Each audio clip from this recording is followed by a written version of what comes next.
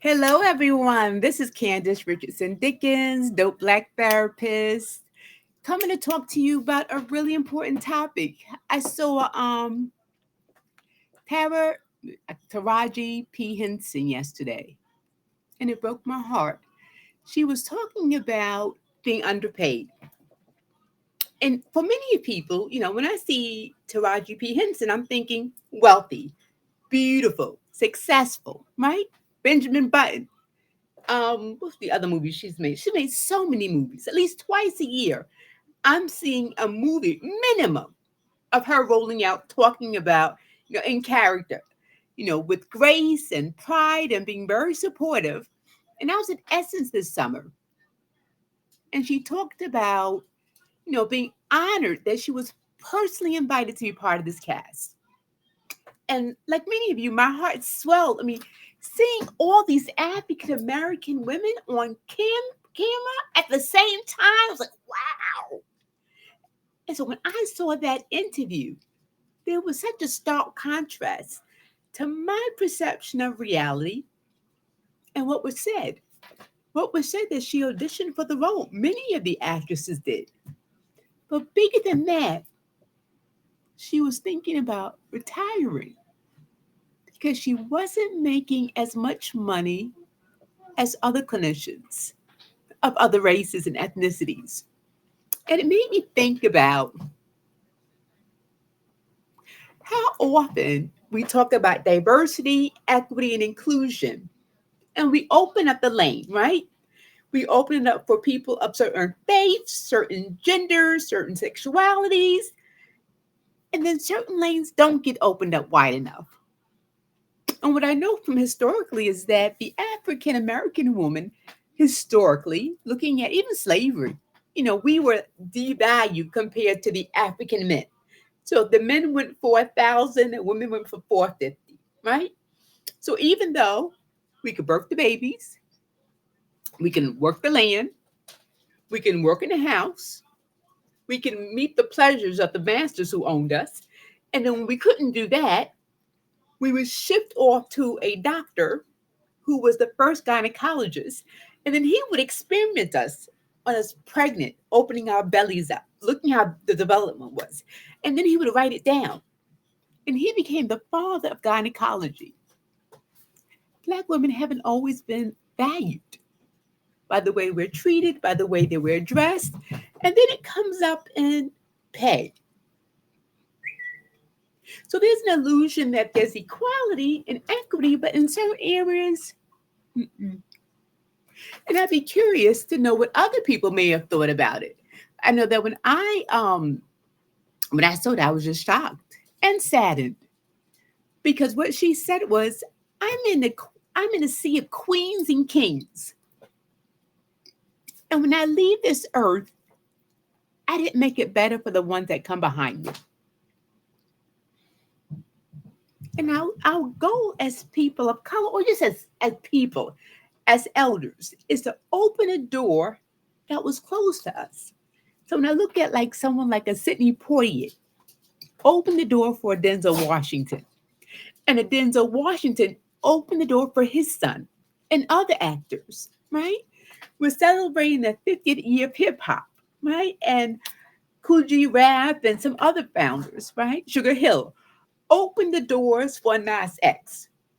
Every generation opens a door, and when that door opens, it's supposed to widen like a freeway, so that everyone who travels on that freeway has equity, has equal access to money, opportunities, wealth, happiness.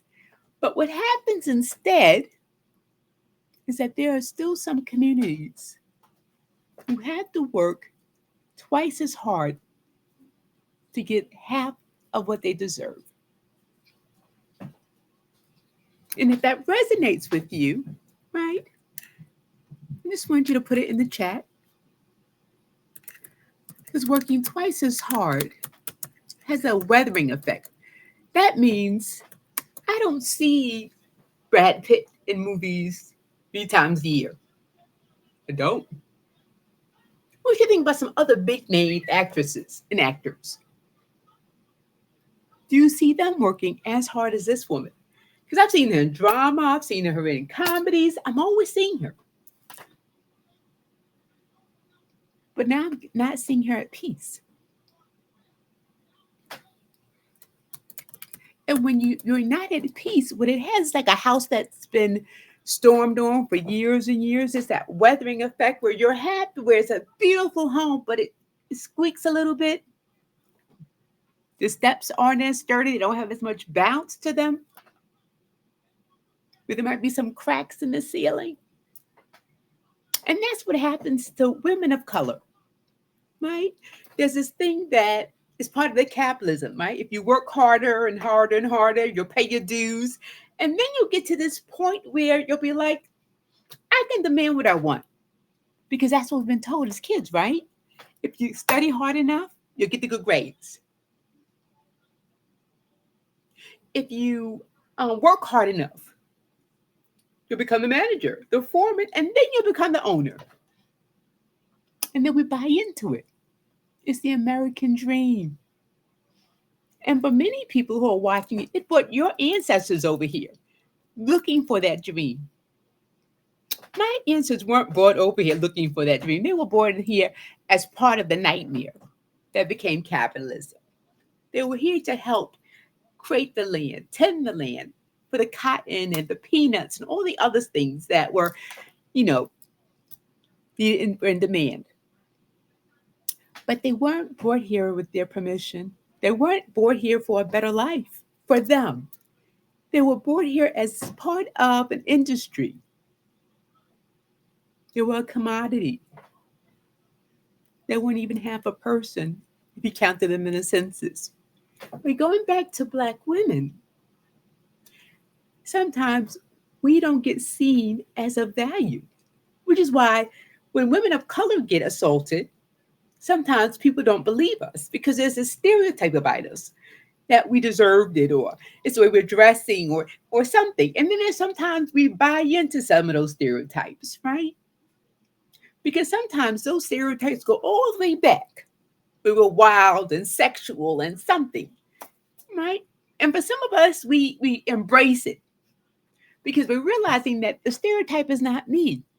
And I don't have to fight my whole life trying not to be myself. So if that is you, kudos to you. But what about the other people who get stereotyped? And as Taraj said, I have to keep proving myself. I go to the highest places, get the biggest awards, right? I'm the lead actor, and I'm still not seen as enough. I still go back to the negotiating table, trying to be enough, but being told I'm not enough because I'm not sellable, I'm not marketable. People won't accept me. They won't see me as a leader. They won't see me as being smart. So then what do? I just wait and wait my turn. And I think for her thinking was, I'm so hurt, I can't wait my turn. So I've got to build some other businesses. She's an amazing mental health organization. If you're not familiar with it, I think the organization is her father's name, but if you Google her name, Taraj P Henson, it comes up. I think it's based in DC. But then she has her hair care line, which is another stream of business. But can you imagine? You love doing what you do, but what you do, even when you're 20 years in the game, is not enough to pay your bills. It's not enough to put your baby through college. And that's the reality of what it looks like to be a woman of color, right? It's buying into the belief that if I work hard enough, if I just wait, if I let my work speak for itself, then someone will say, wow, this is a great worker. Let's just give it to her. And for a lot of us, we give pieces of us away as we're waiting for our turn.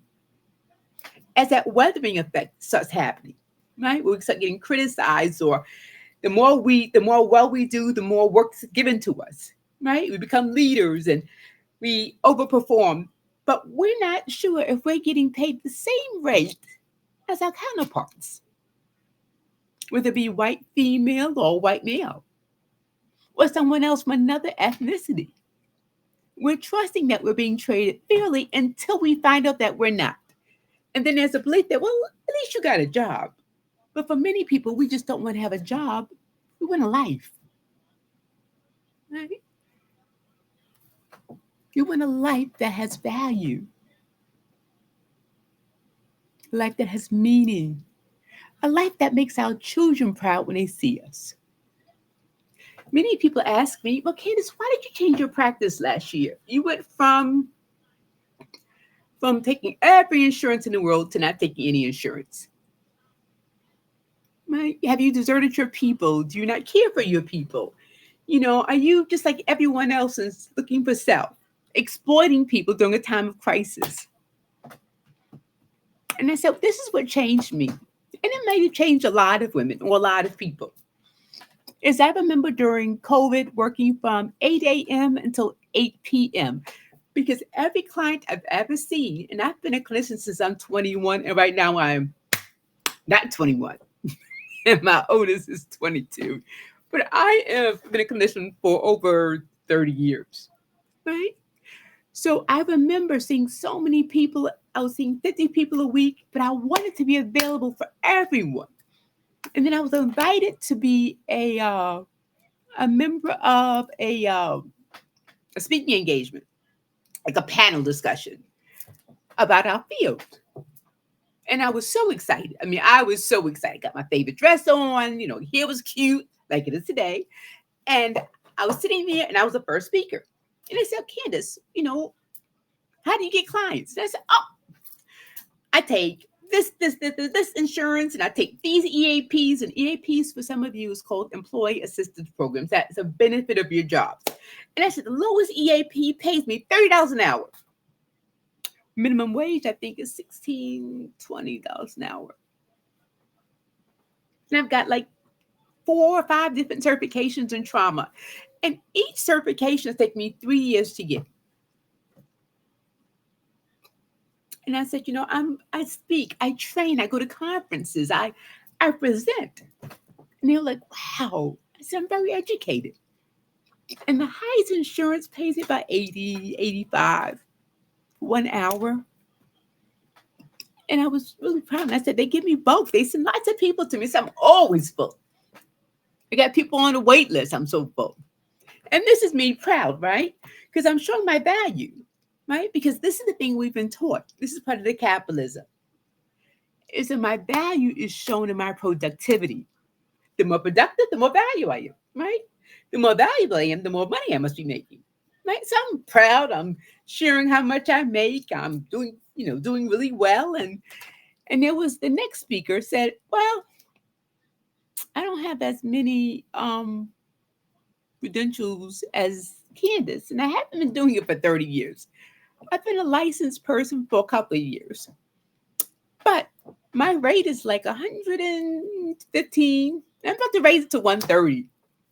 Now, remember, I said the highest rate I had that time was 80. And for many of you, you're like, that's a lot of money. I know, however, when I get this color done, it is not $80 unless I buy it from CVS or Walmart. I know if I take all my family to go see Color Purple today in the evening, it's not going to be $20. It's going to be $80. I know that if I go buy anything that has value, it's not going to be $30, which is the lowest rate. My mortgage is not $30. It's not $80. It's some money. My car note's not $80.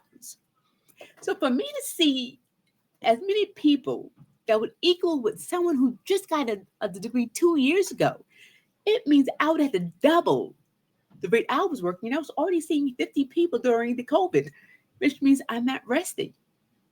I'm taking care of people, right? But what she said was, I work about 4 days a week. I work from 9 to 4. I see clients and they give me I take their credit cards and that's it. It's clean.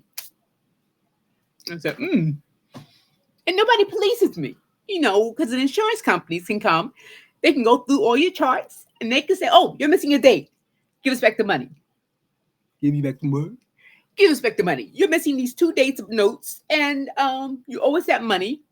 And then we can report you to the board And if your board finds out you're missing it, oh, they can take my license. You can take away my license that I earned that I'm still paying the student loan on. Oh, no, that's crazy.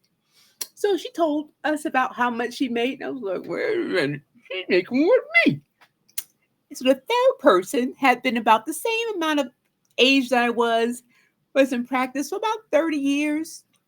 And she said, well, I don't have as many certifications, but I'm a good clinician. We're both in DMV area. And I was like, I perked up a little bit because we're both in the same demographic area. And she said, my rate is like two something. And I was like, what? I remember I said, my lowest rate is $30. What can you buy with $30? For the Macy's, I can buy some socks. I could buy a hat. What else can I buy? I can't pay my water bill with it. I can't pay food because I got some college students in here that eat a lot. I can get my eyebrows done for $10. I can do that. Can't take off all the hair, but I can take off my eyebrows. I could do that. But I don't know. $80? I can't pay a bill with $80 unless I work $40 to $50 a week, and that's 40 hours means working straight. Because oftentimes with clinicians, we don't eat full hours. We eat 30 minutes, and we're doing notes. Because when you leave our offices, the session's not over until I finish the note. So if I don't finish it right after you, I got 4 more hours to go to put your note in the system so that no one goes to my charts and no one takes my license. And then I'm not on the street, trying to be a 40 number dancer or whatever I might need to do, braid some, I don't know what I might need to do. My license is going. But the point I'm making is I'm at risk because there is someone policing me. So even though I have my own business, it's not my own business. When people can come into your place, like just imagine someone coming into your house and be able to police you and go through your stuff and then take some stuff away from you that you have worked hard on. Doesn't feel good. So when she said her number and said, I only work 3 days a week, and I work from 8 to 4, and I'm making 6 figures, and it's 2 something, and I was like, wow. So what it did for me is I then went to my other account, my colleagues who are all mostly African American, and I said, hey, why don't you take insurance? And they said, well, because nobody will choose us.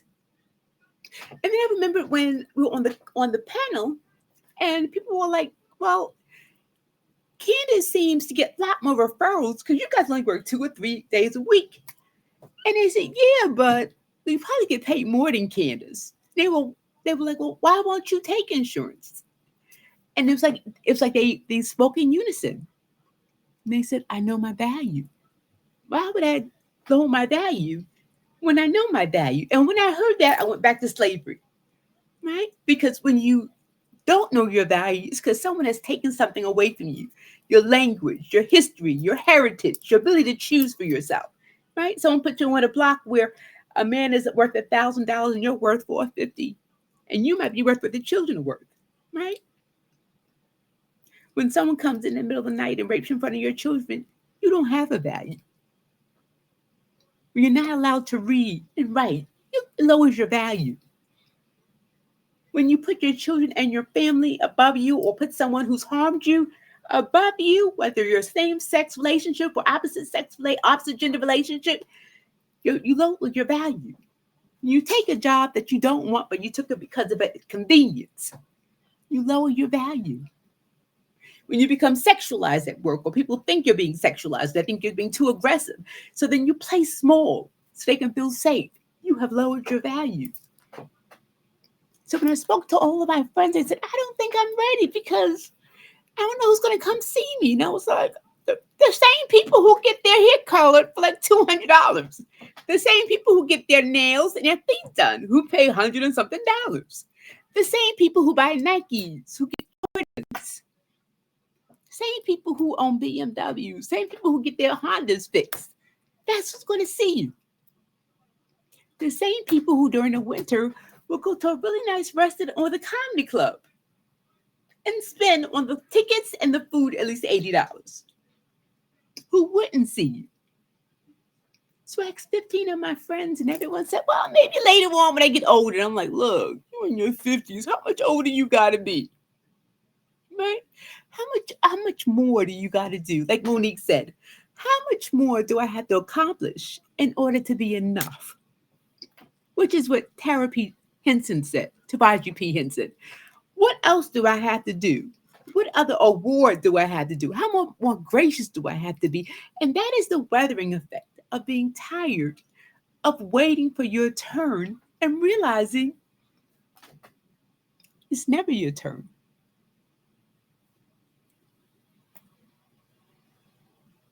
It's never your turn. So what do? What did I do?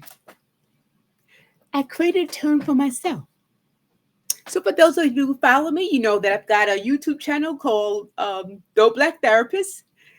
You know that I have two websites. One is for my private practice, CandiceRDickens.com, where I offer wellness, treatment like Reiki and acupressure and somatic experiencing, and I do clinical treatments, classic clinical treatments as well. But there's another part of me where I have a website called Color Trauma and Healing. And it used to be just a listing of providers, but now I revised it where it's a listing of agencies that offer free counseling for people who had international trauma.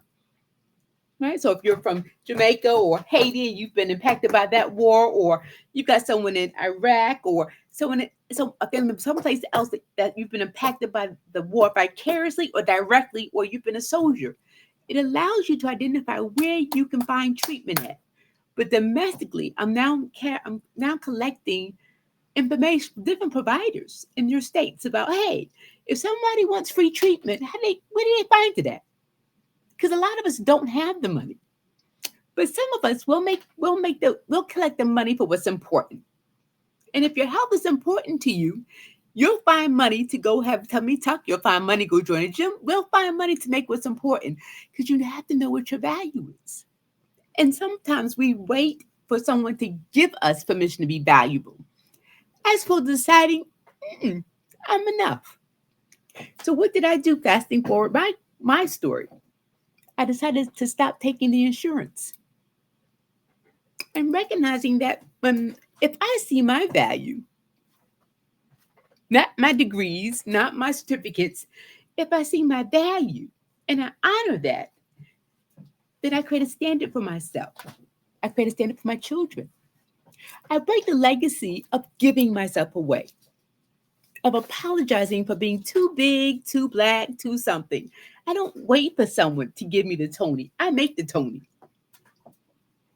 I look at the weathering effect and I take care of myself. I paint the house, right? Look at the boys that squeak. Instead of trying to prove to people that I'm enough, I start believing that I'm enough.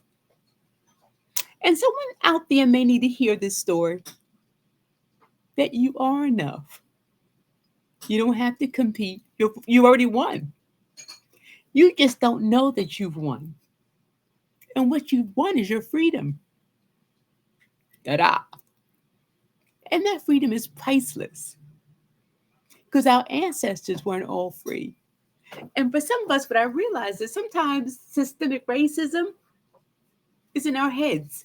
And we don't realize that we can be free the moment I say I'm free. The moment I say I don't want to struggle, then I create a better plan. But in that plan is a plan of how I take care of me. It's a plan of how I make myself my own priority. It's the plan of knowing my value, my worth, and then demonstrating that to other people. Because as I was watching the thing with Taraj P Henson, I said, wow, wouldn't it be great if she and all the other actresses and African American men can gather together and strike, can protest, can say, let's see what the world looks like without us, right? And they might say, well, on a lot of shows, you're not there. On Friends, I think there was only one character that was there, the comedian, I forgot her name. But for a lot of big movies, Born, we're not there. If we are there, it's a small role. not a big role. But the time of being small is over. The time of being big and acknowledging that your ancestors played small so that you can survive. And you are the hope and the dream of the slave, of the refugee, of the person that came here wishing for a better life. So I want to invite you to look into 2024 and figure out for yourself, who do you want to be? How do you want to live? What will you do tomorrow that your ancestors couldn't do yesterday? What do you deserve and how do you prove it to yourself? Not to others. How do I prove it to myself that I deserve better? And how do I give myself that? It's been great being with you this whole year. I've learned a lot, changed a lot, grew a lot. And I hope you did too. So if you like this video and enjoy the conversation, we can keep it going online on the chatting in the chat below. And please feel free to share it with your friends, like it and subscribe. And my YouTube channel is Dope That Therapist. Have a good evening, everyone. Bye.